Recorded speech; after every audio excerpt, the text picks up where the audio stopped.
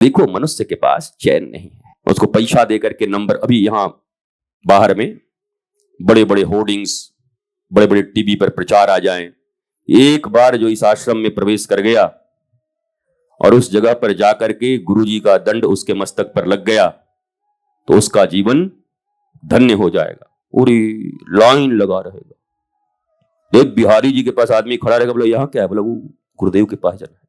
खड़ा है बिहारी जी के पास, बोला जाना इधर है। बोला एक ही दंड में कमाल हो जाता है। उसको बिहारी जी से भी प्रेम नहीं, उसको तो कहां मिलेगा। बाप बड़ा ना भैया, सबसे बड़ा रुपैया, ताता थैया, ताता थैया। उतरे नोएडा से और उतर करके पता चले वहां पर लिखा रहे कि पहले इस आश्रम में आने पर 10 लाख रुपए प्राप्त होते हैं और बिहारी जी में जाने पर 101 रुपए देने पड़ते हैं। आदमी पहले कहां जाएगा बताओ? और ये हो जाए कि पहले जो वहां जाएगा उसको यहां 10 लाख नहीं मिलेगा तो आदमी कहेगा बिहारी जी कौन भागे जा रहे हो, तो अपने ही है ना। बिहारी जी की कृपा है कि उन्हीं की कृपा से वृंदावन में 10 लाख मिल रहा है। उनको भी ठग देगा कि महाराज तुम नाराज मत हो ना, तुम्हारी कृपा से 10 लाख मिल रहा है, लेके आ रहा है। बताओ बुद्धि देखो मनुष्य की। और इस बुद्धि के लोग, ऐसी दुर्बुद्धि संपन्न लोग भी आशा देख रहे हैं दिन में सो करके कि हम होंगे कामयाब एक दिन। मन में है विश्वास, पूरी होगी आस, होगा तुम्हारा सत्यानाश। कुछ नहीं होना है। जीवन में एक ही चीज है जो तुम्हें आनंदित रख सकती है, खुश रख सकती है, तुम्हारी समझ, बौद्ध सनातन ज्ञान। यह सनातन वैदिक धर्म, सनातन संस्कृति, इसमें मन के ऊपर नियंत्रण करने के हमारे पास टेक्नोलॉजी दी गई थी। टेक्नोलॉजी केवल विमानों में नहीं है, केवल कंप्यूटर साइंस में नहीं है, केवल एआई की टेक्नोलॉजी नहीं बन रही है। सबसे बड़ी टेक्नोलॉजी आज अभी आदमी क्या बोलता है, मनुष्य का सबसे बड़ा जो टेक्नोलॉजी है अभी ना, वो एआई बना दिया है। आर्टिफिशियल इंटेलिजेंस बनाया किसने है? अरे बताते नहीं, बोलो। गधे ने बनाया है कि राजस्थान के ऊंट ने बनाया है? किसने बनाया? मनुष्य ने। मनुष्य से बड़ा कैसे हो सकता है? मनुष्य नहीं बनाया है, वो मनुष्य से बड़ा कैसे हो सकता है?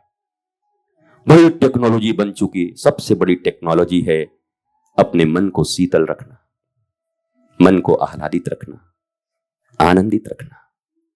जो प्राप्त है वही पर्याप्त है, नहीं तो सर्वत्र दुख व्याप्त है।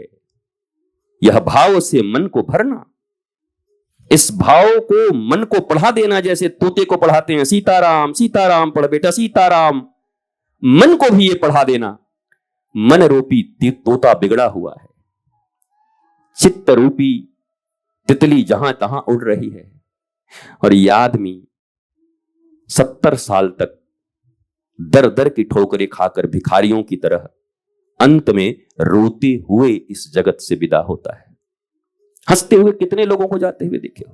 वो गाता भले ही हो, कोई पिक्चर में अमिताभ बच्चन गाता है, रोते हुए आते हैं सब, हंसता हुआ जो जाएगा वो मुकद्दर का सिकंदर कहलाएगा। यहां तो रोते हुए आना भी है और शादी नहीं देख पाए पोती का, रोते हुए ही जा रहे हैं। हाय दादाजी, यही ज्ञान मिला आपको 70 साल में? और क्या कहते हैं, हम बड़े हो गए। महाराज जी हमारी उम्र ऐसे 65 साल करीब है, ये मत समझिएगा। अरे ये 65 साल के, अब हम क्या बोले, व्यासपीठ से 65 साल हो गए तो क्या हो गए तुम? मुंह तुम्हारा ऐसा है कि सुबह सुबह आदमी देख ले तो भोजन न मिले, इतना लंबा लटका हुआ है मुंह। सुबह भी, दोपहर भी, शाम को भी, रात में भी, जब देखो। दादाजी हो, दादाजी के चेहरे पे कभी मुस्कुराहट ही नहीं है। दादाजी बाल पका के कह रहे हैं कि हम बड़े विद्वान हैं, हम बड़े ज्ञानी हैं। क्योंकि हमारा उम्र तो देख लो, उम्र से ज्ञानी होते लोग तो रावण की भी कम उम्र हो रही थी, वो क्यों नहीं ज्ञानी हो गया था? कंस इत्यादि के पास उम्र नहीं थे। अरे बुढ़ा धृतराष्ट्र, अंधा धृतराष्ट्र क्या कम उम्र वाला था? धृतराष्ट्र को ज्ञान क्यों नहीं हुआ? उम्र से ज्ञान का कोई संबंध नहीं है, आयु से ज्ञान का कोई संबंध नहीं। 5 वर्ष के ध्रुव और प्रहलाद भी ज्ञानी हो जाते हैं। 3 वर्ष की मीरा भी आह्लादित हो जाती है, और 70-70 साल के आदमी भी अज्ञानता में ठोकरें खा रहे होते हैं। इसलिए सबसे बड़ा अगर कुछ है तो है ज्ञान। और ज्ञान कब होता है? तो श्रद्धावान लभते ज्ञानम। सुनो प्यारे बच्चों, बटको, पहला निर्णय है ज्ञान का अधिकारी कौन है? कहा श्रद्धावान। जिसके जीवन में श्रद्धा नहीं है, श्रद्धा के रुपया से ही ज्ञान खरीदा जा सकता है, श्रद्धा के डॉलर से और चेक से ही ज्ञान मिलेगा।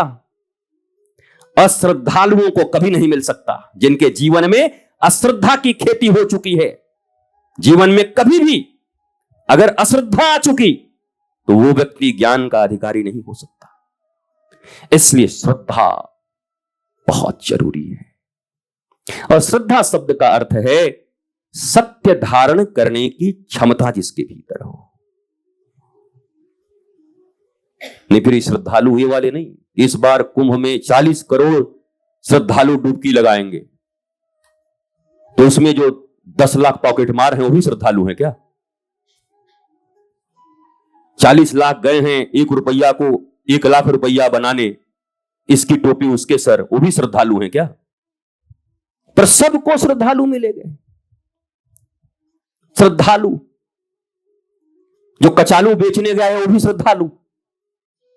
श्रद्धा शब्द का अर्थ है जो सत्य की खोज में उस संगम के तट पर पहुंचा है। दुनिया भर के और भारतवर्ष के बड़े बड़े ऋषि, महर्षि, मनीषी, विद्वान, ज्ञानीगण, सुधीजन उपस्थित हैं।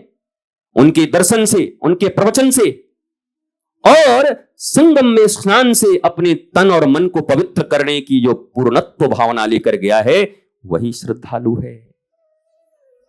और बाकी सब धंधालु हैं। धंधे अगर लेके गए हो तो क्या हो? धंधालु। और सत्य धारण करने की क्षमता अगर लेके गए हो तो क्या हो? श्रद्धालु। तो श्रद्धा समन्वित, गुरु चरणों में समर्पण, मंदिर में जाना, श्रेष्ठ ऋषियों के पास जाना, अग्रजों के पास जाना। भगवान नाम का भजन किस लिए कर रहे हैं? कह रहे भैया इतना माला क्यों जप रहे हो? बोला ये 1 करोड़ जप हो जाएगा तो हमारा लिखा हुआ है कि एकदम फिर हमारा धन का सब कमी दूर हो जाएगा। 1 करोड़ माला जपेंगे तो धन की कमी दूर होगी, और धन आएगा तो 50 दुख और इन पर आएंगे। फिर कितना करोड़ जपोगे? ये माले धन के लिए जप रहे हो? ईश्वर का नाम पुकार रहे हो धन के लिए, वैभव के लिए? जिस धन और वैभव की पराकाष्ठा पर बैठे हुए रावण इत्यादि भयभीत होकर पूरी जिंदगी रहे और अंत में भगवान के हाथों ही मार दिए गए। इसलिए जब भी जीवन में एक निर्णय लो, उम्र कितनी हुई हो कोई फर्क नहीं पड़ता। अब बताता हूं, 70 साल के भी हो तो चिंता मत करो। भगवान राम के पूर्वज राजा खटवांग जीवन के अंतिम 2 घड़ी में ज्ञान को उपलब्ध हो गए। अंतिम 2 घड़ी, बुलाओ तुम्हारा ज्ञान हो जाएगा। 5 साल के हो तब भी हो जाएगा, अंतिम स्थिति में हो तब भी हो जाएगा। पर जिसने ये सोचा कि अभी क्या जल्दी है, फिर कभी हो जाएगा, उसका तो कभी नहीं होगा। पर जिसने ये सोचा अब तक नसानी अब न नसई हूं, अब तक तो नाश किया अपने जीवन का, अब एक क्षण भी मैं नाश करने वाला नहीं हूं। कल नहीं, आज, अभी, इसी वक्त, इसी समय। कल कुछ नहीं, कल काल है, कल केवल काल है। वह तुम्हारे इंतजार में बैठा है, तुम्हारे प्राणों का हरण करने के लिए बैठा है। आज और अभी सब कुछ है, इसी वक्त सब कुछ है। इस वक्त ही सत्य संकल्प हो जाए हृदय में कि अब बहुत नाश हुआ, अब मेरा नाश नहीं होगा। और उसका एक ही उपाय फिर कहता हूं, unconditional surrender. There is no condition. बेशर्त। डॉक्टर के पास जब जाते हैं और स्थिति खराब हो जाती है, डॉक्टर कहता है पहले साइन कर दीजिए। और आदमी साइन किस पर करता है? अपने डेथ सर्टिफिकेट पर, कि अगर मुझे कुछ हो गया तो इसका जिम्मेवारी मेरा है, डॉक्टर साहब का नहीं है। शरीर में कोई रोग आता है तो डॉक्टर के पास अपने डेथ सर्टिफिकेट पर साइन कर देते हो, और मन के रोग से तुम इतने दुखी हो, हताश हो, निराश हो, और यहां शर्तों से आ रहे हो, शर्त लगा के, ऐसा है कि वैसा है कि हमको 2 वक्त का, अगर हम 3 वक्त का नाश्ता नहीं मिला तो ऐसा है कि वैसा है कि हम ऐसा है वैसा है कर देंगे, ऐसा है वैसा है कि हमको ये कमरा अगर नहीं मिला, एसी उसमें नहीं मिले तो हम ऐसा है कि वैसा है वैसा ही कर देंगे, हम ऐसा है कि वैसा है कि वैसा है कि ऐसा है। शर्त पे शर्त, शर्त पे शर्त, आश्रमों में शर्त, गुरु के पास शर्त। जहां बेशर्त होकर जाना है वहां शर्तों की लंबी फेहरिस्त है। हम तो मंदिर भी बिना शर्त के नहीं जाते। जाने से पहले 50 बार लोगों से पूछते हैं, बोला यहां वाली माता जी से कुछ नहीं होगा? नहीं, बोला जम्मू वैष्णो देवी वाली से होगा। और घर के बाहर जो माता जी कह रहे हैं, इधर भी तो आ जा, मेरा भी तो दर्शन कर ले। वो वहां कैसे जाएगा? बोला हम वैष्णो देवी जाएंगे पहले। हनुमान जी घर के बाहर एक पड़े हुए हैं, कह रहे हैं आओ भाई इधर भी आओ, कुछ लोग तो दर्शन कर जाओ। हैं यहां कैसे? संकट मोचन, वहां जाएंगे। वहां के बिना कैसे कमाल होगा? संकट मोचन ही जाना पड़ेगा। आपने निर्धारित कर लिया, आपने दूर जाना इसलिए स्वीकार कर लिया क्योंकि आपको लगता है इतना सहजता से कैसे भगवान मिल सकते हैं, जबकि भगवान कहते हैं, क्या कहते हैं? बोलो, प्रेम के संबंध में क्या कहते हैं ईश्वर? राम जी क्या कह रहे हैं? गोस्वामी जी क्या कह रहे हैं? अरे सैकड़ों बार बताया।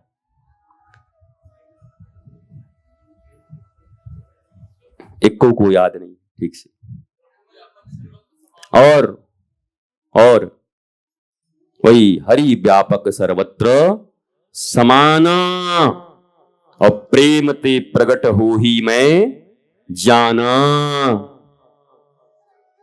बोले मैं सब जगह व्याप्त हूं, पर तुम्हारे प्रेमा भाव के कारण मैं प्रकट नहीं हो पा रहा। अगर प्रेम का अभाव है तो वो कहीं प्रकट नहीं होंगे, अगर समर्पण का अभाव है तो वो कहीं प्रकट नहीं होंगे। और ये 2 चीजें हैं तो कहीं भी प्रकट हो सकते हैं। तो फिर तीर्थ आने की क्या जरूरत है? यहां के अणु परमाणु में भक्ति है, यहां के वातास में, हवा में भी भक्ति है। अनंत नाम यहां चल रहे होते हैं, अनंत अजस्र ऋषि ने यहां तपस्या की है, उनकी भावनाएं यहां के वायुमंडल में चारों तरफ दौड़ रही हैं। नित्य प्रार्थना, नित्य कीर्तन, इससे ये सहज ही ये भूमि भगवान राधा कृष्ण के चरणार बिंद से पूर्ण प्रेमासक्त हो चुकी है, प्रेम भूमि। तो प्रभाव तो है, यहां तत्क्षण ही भाव बदल सकता है, तत्क्षण ही समाधि की अवस्था आ सकती है, तत्क्षण ही भक्ति प्राप्त हो सकती है। पर जरा सोचो, तीर्थ स्थानों में आकर किए गए पुण्य अजस्र होते हैं, कभी मिटते नहीं। इतना करोगे तो इतना हो जाएगा, पर पाप के लिए भी यही है। पाप भी इतना करोगे तो सब चक्रवृद्धि ब्याज से बढ़ता है। यहां पंचवर्षीय योजना नहीं है, टकाटक तुरंत। इसलिए यहां आकर, और गुरु के संबंध में क्या कहते हैं? सारे तीर्थ धाम आपके चरणों में।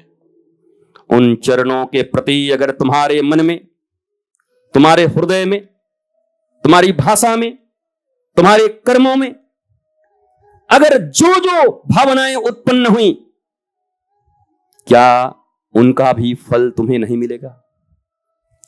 क्या वो भी लाखों गुना होकर के तुम्हें प्राप्त नहीं होंगे? सोचो। इसलिए मन को सदा ऐसे पकड़ के, ऐ मन, ऐ मन, ऐ मन। सूरदास हो, तुलसीदास हो, ये सब अपने मन को ही कथा सुनाते। इनके पहले श्रोता कौन है? मन। मन को सुनाते, जो कुछ कहते हैं अपने मन को कहते। एक्स्ट्रा में अगर किसी का फायदा हो जाए तो हो जाए, पर वो लोगों के लिए नहीं कहते, अपने मन को सुनाते हैं। वो अगर कोई सुन के फायदे में हो जाए तो तुम्हारी मर्जी, और सुनकर तुम्हारे ऊपर कोई असर ना हो, तुम्हारी मर्जी। बीज पड़े और अंकुर न फूटे, ऐसा कभी नहीं हो सकता। कर्म करे और फल ना भोगे, ऐसा कभी नहीं हो सकता। कर्म करने में तू होशियार है, फल भोगने में बड़ा ही लाचार है। हो जिसने जानी है महिमा गुरु की, उसका डूबा कभी ना जहाज है। गुरु वचनों को रखना संभाल के, एक एक वचन में गहरा राज है। हाँ जिसने जानी है महिमा गुरु की, उसका डूबा कभी ना जहाज है। उसका डूबा कभी ना जहाज है। दीप जले और अंधेरा मिटे ना, ऐसा कभी नहीं हो सकता। ज्ञान सुने और विवेक न जागे, ऐसा कभी नहीं हो सकता। जिसकी रोशनी से रोशन जहान है, मेरे सद्गुरु भी कितने महान हैं। हाँ जिसने जानी है महिमा गुरु की, उसका डूबा कभी ना जहाज है। उसका डूबा कभी ना जहाज है। जब मैं था तब हरि नहीं, अब हरि है मैं नाही। हरि प्रेम गले अति साकरे, तामे दो न समाही। प्रेम गली अति साकरी, तामे दो न समाही।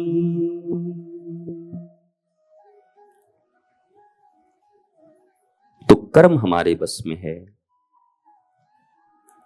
पर फल हमारे बस में नहीं है। कर गए तो या तो तर गए या मर गए, दो ही चीजें हैं। या तरोगे या मरोगे, और ये कैसे होगा? जो करोगे। कर्म कैसे सुधरेंगे? वचनामृत से, शास्त्र से, साधु संग से, गुरु संग से, सज्जन की संगति से, सत्संगति से। इसके बिना किसी के विचार शुद्ध होने वाले नहीं हैं, और विचार शुद्ध हुए बिना शुद्ध कर्म होने वाले नहीं हैं। और शुद्ध कर्म न हुआ तो मरने से कोई बचाने वाला नहीं है। और विचार शुद्धि के उपरांत विशुद्ध कर्म हुए तो हमें तरने से भी रोकने वाला इस दुनिया में कोई नहीं है। मरना भी और तरना भी दोनों ही अपने हाथ में है, और वो केवल और केवल एक सत्य संकल्प में सन्निहित है। दृढ़ निश्चयी, ऐसे करके डेडिकेटेड, डू और डाई। करो तरो, नहीं तो मरो। इतना ही सिद्धांत है धर्म का। इस सिद्धांत का जो प्रतिपालन करेगा उसके जीवन में नित्य निरंतर आह्लाद बढ़ते जाएंगे।